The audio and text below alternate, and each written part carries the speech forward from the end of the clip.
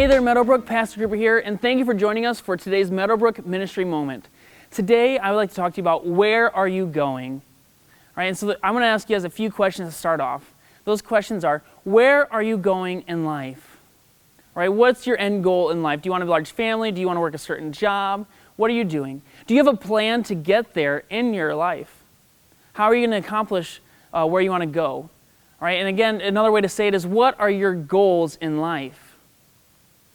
And how are you going to get there with those goals? Now, have you stopped and asked God what His plans for your life is? All right, a lot of times we get caught up in what we want to do, and we want to know what we want, but we don't ask God what He wants for us. All right, do we pray to God about where we should work, or if we should speak to a certain person, or should we date or marry someone specifically, or maybe what car we should buy? Do we listen for God's voice to speak to us? Or are we just so busy doing things? We're going to kids' sporting events, we're going to this craft fair, we're doing whatever we think we need to do, rather than listening to God and sitting in His presence. Right? A big mistake that a lot of us make is that we mix up our plans for God's plans. We want to accomplish something great, we want to do something big, we want to follow a dream, and we want to make a lot of money, we want to have a huge family. All right? A lot of times we have plans for our lives, but we don't ask God what that is.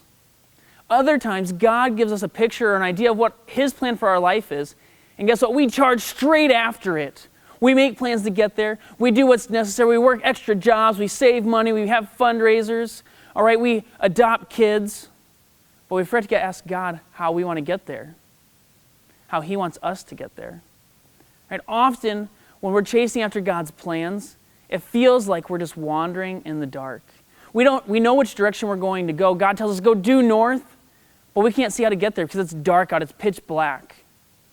And all we have is a flashlight view of what we're trying to do. So we only see 6 feet in front of us. And so we say, oh, I think we need to go this way, and we need to do that, we need to do that, rather than trusting God to lead us. All right, but we need to be asking God this, what is your plan for our life? And that's an easy question to ask, but it's a really hard one to answer. There's a few easy ways that we can do this to figure that out. All right, the first one is that we can pray to God for that answer.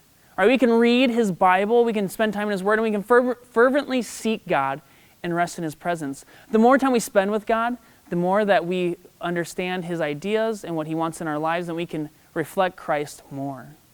The cool thing is that God is always with us. Whether we're being busy or not, God is there. Right? God promises to make the path straight for us. For whatever His end goal in our life is, He will make that straight. Now, it might not seem like it's straight, but God's plan is always better than ours. It might seem kind of ziggy-zaggy and weird, but we need to trust God and trust that the path that He set before us is the quickest way to get to His goal for our life. But the problem is we get halfway down that path, and then we begin to trust ourselves again instead of God. We get off His path, and we go onto our path. Now, Brian Dollar, our fellow kids pastor, says this best. A lot of times, he says this. He says, when we forget to trust in God's goodness, greatness, and wisdom, our lives look like a schizophrenic hiker. All right, we get on God's path, then we get off God's path. Then we get on God's path, and then we get off God's path. All right, the nice thing is that God will always be there to help us. But we have to trust in Him. We have to trust in what His plan is. Just like Abraham was told he was going to have a son, he was going to birth a nation through Abraham's family and grow a nation through him. Abraham only had a flashlight. He knew which way he was supposed to go, and God said, I'm going to give this to you. But Abraham lacked trust. He jumped back and forth. Right? He had a son through his slave, and they tried to make their own ways to make this happen, and they didn't trust God fully. But when they did decide to trust God, God did miraculous things through them. And I want us to be able to follow God and to follow that path that He has for us, that straight and narrow path. So I want to leave us with one question, and that question is, where are you going? Thank you for tuning in for another Meadowbrook Ministry Moment. I'm so excited you took some time out of your day to invest in our community. If you could like or comment below, we'd love for you to participate with us.